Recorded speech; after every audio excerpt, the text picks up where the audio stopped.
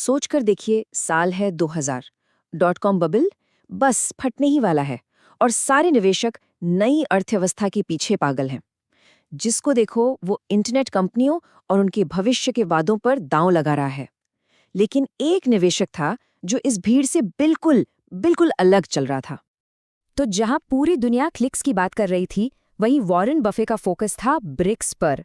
हाँ, वहीं ईंटें सुनने में थोड़ा अजीब लगता है ना? लेकिन इसी सोच के पीछे एक बहुत गहरा लॉजिक छुपा था, जो आज भी उतना ही काम का है। और देखिए, उनके इस लॉजिक को नज़रअंदाज करना बहुत मुश्किल था। क्यों? क्योंकि 1964 से बफे की इस पुरानी लगने वाली स्ट्रैटेजी ने कुल 2,07,821% का अविश्वसनीय रिटर्न दिया था। ये आंकड़ा ही काफी है उनके नजरिए को जबरदस्त विश्वसनीयता देने के लिए। तो चलिए, इस असाधारण सफलता के पीछे की वजह को समझते हैं। हम बफे के उस साल के खत से 3 मुख्य विचारों को करीब से देखेंगे। पहला, बर्कशायर हैथवे का गुप्त इंजन। दूसरा, बिजनेस खरीदने का उनका तरीका। और तीसरा, उनकी सदाबहार फिलॉसफी। तो चलिए पहले सबक से शुरू करते हैं। वो फाइनेंशियल इंजन जो बर्कशायर हैथवे की पूरी इन्वेस्टमेंट मशीन को पावर देता है। और यकीन मानिए, ये कोई आम इंजन नहीं है। इस इंजन का दिल है एक बहुत ही अनोखा कॉन्सेप्ट, जिसे कहते हैं फ्लोट। आसान शब्दों में कहें तो ये वो पैसा है जो बर्कशायर के पास है, पर उनका अपना नहीं है। ये पैसा इंश्योरेंस प्रीमियम से आता है, जो क्लेम का भुगतान करने से बहुत पहले ही इकट्ठा हो जाता है। और इस बीच बर्कशायर उस पैसे को इन्वेस्ट कर सकता है। देखिए, ये काम कैसे करता है।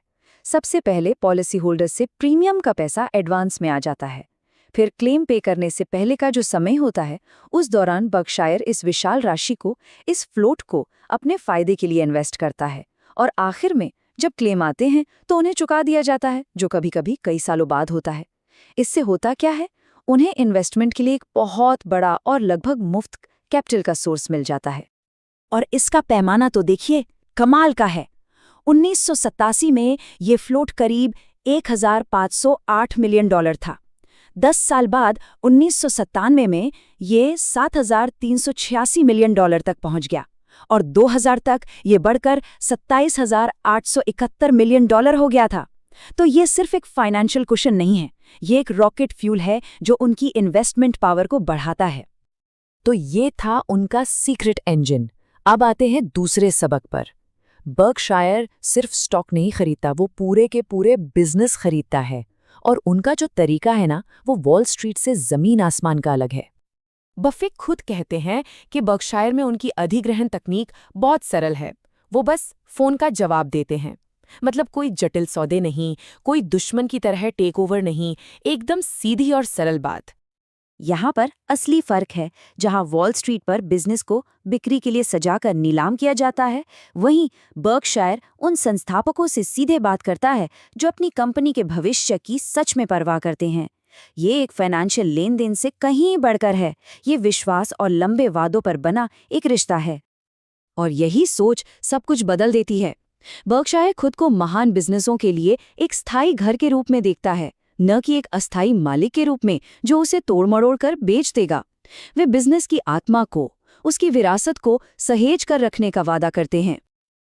और अब हम आते हैं तीसरे और शायद सबसे जरूरी सबक पर, वैल्यूएशन और अटकलों पर बफे की मौलिक फिलॉसफी, जो समय की हर कसौटी पर खरी उतरी है। निवेश का सबसे बुनियादी सवाल यही है, किसी भी चीज की असली कीमत क्या है, चाहे वो एक खेत हो या एक स्टॉक। बफे के लिए इसका जवाब सदियों पुराना है। जी हाँ, ईसप की एक प्राचीन कहावत। बफे के अनुसार सारे इन्वेस्टमेंट वैल्यूएशन इसी एक सरल विचार पर आधारित हैं। भविष्य के अनिश्चित वादों की तुलना में आज का निश्चित मूल्य कहीं ज्यादा मायने रखता है। ये कहावत सीधे सीधे फाइनेंशियल सवालों में बदल जाती है। किसी भी निवेश का मूल्यांकन करते समय बस ये 3 सवाल पूछने होते हैं। पहला, आप कितने निश्चित हैं कि उस झाड़ी में पक्षी यानी कैश है भी या नहीं। दूसरा, वो कब निकलेंगे और कितने होंगे। और तीसरा, जोखिम मुक्त ब्याज दर क्या है। .com युग में असल में यही समस्या थी। लोग इन बुनियादी सवालों को भूल गए थे। निवेश और अटकलों के बीच की रेखा खतरनाक रूप से धुंधली हो गई थी। लोग किसी संपत्ति के भविष्य के कैश फ्लो पर ध्यान देने के बजाय इस बात पर दाम लगा रहे थे कि कोई और उसके लिए ज्यादा कीमत चुकाएगा। बफे ने उस दौर की साइकोलॉजी को एकदम सटीक समझा था। जब हर कोई आसानी से पैसा कमा रहा हो तो तर्क संगत सोचना लगभग नामुमकिन हो जाता है। लोगों को लगने लगता है कि ये तो हमेशा चलता ही रहेगा। ये शायद उस दौर का सबसे शक्तिशाली रूपक है। निवेशक सिंड्रेला की तरह उस पार्टी में नाच रहे थे, ये जानते हुए कि आधी रात को सब कुछ खत्म हो जाएगा। समस्या ये थी कि कमरे में जो घड़ियां थी उनमें कोई सुई ही नहीं थी। किसी को नहीं पता था कि आधी रात कब होगी और इसलिए कोई भी पार्टी छोड़ना नहीं चाहता था। तो जब .com का बुलबुला फटा और घड़ियों ने आखिरकार आधी रात बजाई, तो क्या सबक सीखे गए? बफे के अनुसार ये कोई नए सबक नहीं थे, बल्कि दो बहुत पुराने सबक थे। ये दो चेतावनियां आज भी उतनी ही सच हैं। पहला, वॉल स्ट्रीट निवेशकों को वो सब कुछ बेचेगा जो वे खरीदने को तैयार हैं। और दूसरा, अटकलें तब सबसे ज्यादा खतरनाक होती हैं जब वे सबसे आसान लगती हैं। और आखिर में यही सवाल बचता है, चाहे वो 2000 का .com बबल हो या आज का कोई भी बाजार, एक निवेशक के सामने सबसे बड़ी चुनौती यही है। भविष्य के शानदार वादों वाली एक खाली झाड़ी और एक वास्तविक उत्कृष्ट कृति के बीच अंतर करना, एक ऐसी कृति जो आने वाले कई सालों तक मूल्य पैदा करती रहेगी।